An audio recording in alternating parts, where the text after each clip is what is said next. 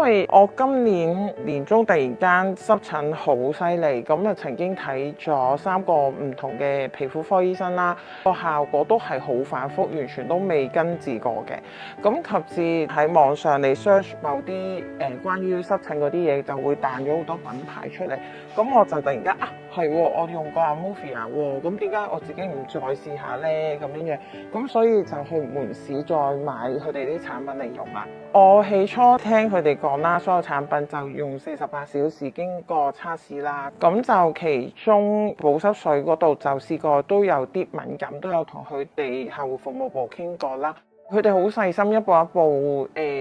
幫我了解翻我個程序啦，咁跟住就問翻我之前你用開咩產品，有咩成分，咁佢哋慢慢就污勾翻嗰啲即係可能對我有敏感嘅嗰啲成分咁樣咯。咁佢哋就好仔細去分析咯，因為其實出邊市面上好少話